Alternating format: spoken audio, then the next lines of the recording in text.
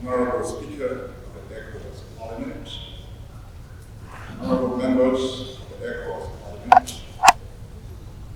His Excellency President of the ECOWAS Commission, His Excellency the Governor General of the ECOWAS institutions, members of the diplomatic corps, other executives and staff of ECOWAS, members of the press, distinguished guests, ladies and gentlemen.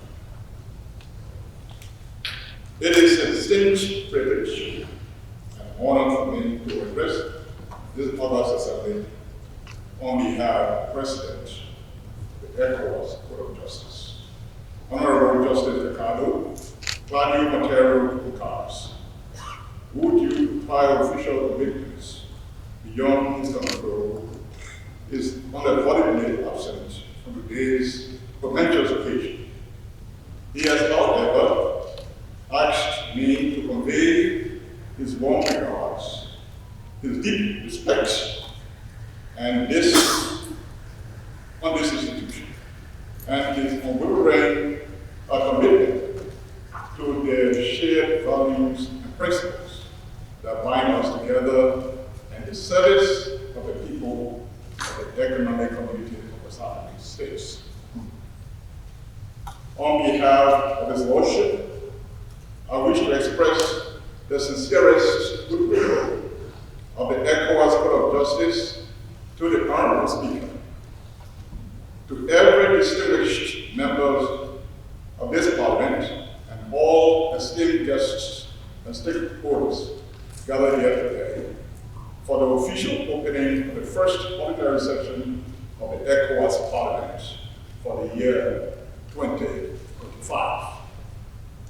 Allow me to begin by extending heartfelt appreciation to the Honorable Speaker and the leadership of this Parliament for the gracious invitation extended to the ECOWAS Court of Justice. We are deeply honored to participate in this distinguished session, which remains a cornerstone for regional integration and democratic governance in our sub-region. Our presence here is not just symbolic, it is a reflection of the enduring cooperation and institutional symmetry that exists between the court and the Parliament. A relationship grounded in mutual respect, shared vision, and complementary mandates. As we gather today in this hall of deliberation, we are not only commencing a new parliamentary session, but also marking a year of immense symbolic importance for our region. The year 2025 stands as a dual celebration of two landmark anniversaries. The 25th anniversary of the ECOWAS Parliament and the 50th anniversary of the Economic Community of West African States, ECOWAS. These milestones are more than ceremonial. They are an invitation to reflect, to recommit, and to reimagine the future of our region with renewed energy and fortified sense of purpose. The ECOWAS Parliament, since its establishment, has played a pivotal role in amplifying the voices of the people of West Africa, ensuring that their aspirations, concerns, hopes, and goals are not only heard, but translated into policies and actions. It is a living embodiment of our collective belief in representative democracy, participatory governance, and the indispensable role of dialogue in building inclusive and sustainable societies. In parallel, the ECOWAS Court of Justice, as the principal judicial organ of the community, has worked diligently to uphold the rule of law within the region, Through its decisions, the court has contributed significantly to the development and uniform application of the community laws, strengthening legal certainty, and serve as a guardian of human rights and fundamental freedoms. It has provided a judicial forum where individuals, entities, and member states alike can seek redress and resolution in accordance with the principles of justice and equity. Together, the ECOWAS Parliament and the ECOWAS Court of Justice represent the twin pillars of governance and legality in our regional architecture. One ensures the democratic expression of the people's will, and the other safeguards the legal and institutional frameworks that uphold justice, peace, and order. Our mandates may differ in form, but they converge in substance. Both institutions exist to serve the people of West Africa, to protect their rights, promote their welfare, and uphold their dignity. In an era where democratic values are increasingly tested and the rule of law faces unprecedented challenges globally, our collaboration becomes even more crucial. As a regional institution, as regional institutions, we are called upon to be beacons of stability, integrity, and resilience. We must not only respond to the changing dynamics of our time, but anticipate them, adapt to them, and lead with vision and courage. Honorable members of the Parliament, distinguished ladies and gentlemen, this session of Parliament is especially significant, not only because of the legislative and oversight responsibilities it entails, but also because it reflects our collective commitment to building a region that prioritizes the interests of its people. Your deliberations over the coming days will address key regional issues, ranging from peace and security to economic integration, from environmental sustainability to social inclusion, and from youth empowerment to digital transformation. These discussions are vital to shaping the future of our region. The ECOWAS Court of Justice stands deeply and ready to support these noble efforts, knowing that our collaborative engagements will contribute significantly to the harmonization of regional norms and practices, especially in areas related to human rights, judicial independence, and legal harmonization.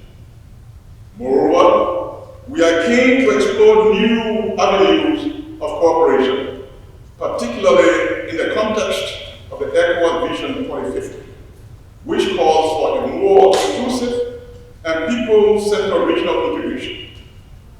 The vision of a fully integrated community of people in a peaceful and prosperous region with strong institutions cannot be realized without the joint commitment of all ECOWAS governments and institutions.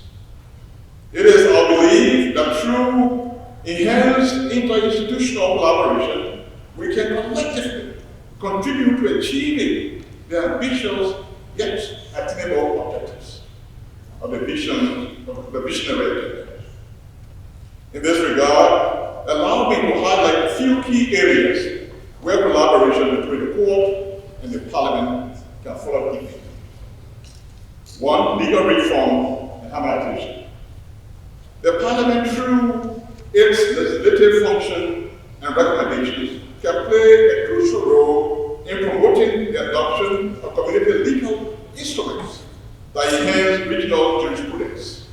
The court, in turn, can offer legal insights based on its jurisprudence to support evidence-based decision-making. Two, human rights and promotion. Both institutions have a shared responsibility in upholding human rights within the community. The Parliament can continue to play its advocacy role, while the court ensures legal protection. Join these initiatives such as awareness campaigns, capacity building programs, and public sensitization can further promote a culture of rights and responsibilities. And 3, access to justice. The court's accessibility to individuals is one of its unique features. However, many citizens remain unaware of this right. With the Parliament's outreach capabilities, we can work together to inform and educate the people of West Africa about their rights under community law and the remedies available to them. 4, judicial independence and rule of law. A strong and independent judiciary is fundamental to any democratic society. The Parliament can support this through policies and advocacy that strengthen judicial institutions across the region, while the court reinforces these ideas through its judicial curatorial functions. And finally, on this count, lastly and quite importantly, is enhancing the enforcement of the court's decision. While the court's judgments are binding, enforcement at the national level often faces challenges due to limited political will, lack of awareness, and inadequate domestic legal frameworks. The Parliament, through its oversight and advocacy roles, can ensure member states to fulfill their obligations under the community treaty by enacting or strengthening national legislature that facilitates the direct enforcement of the court's rules. Honorable Speaker, honorable members, as you begin the first ordinary session of 2025, we urge you to continue to uphold the noble ideals upon which this Parliament was founded. In a region as ours, unity must not mean uniformity, and progress must not come at the expense of our shared values. Through your deliberation, you have the power to influence policy, shape perceptions, and mobilize regional action. On behalf of His Lordship, Honorable Justice Ricardo Claudio Otero, Cocabas, I reiterate the unwavering commitment of the ECOWAS Court of Justice to working hand and in hand with the distinguished Parliament. We are convinced that our collaboration, rooted in mutual respect and shared purpose, will continue to bear fruit for the benefits of our people. Let us use this historic year as a moment of reflection, but also of action. Let us honor the sacrifices of those who came before us by advancing the noble objectives of regional integration, peace, justice, and prosperity. Let us rise above the challenges of the moment and reaffirm our collective commitment to the ideals that inspired the founding of ECOWAS half In closing, I wish this session of Parliament the greatest success. May your deliberations be marked by wisdom, unity of purpose, a deep sense of responsibility to the citizens of our region.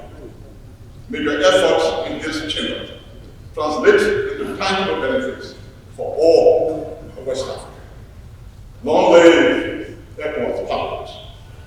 Long live the Court of Justice. Long live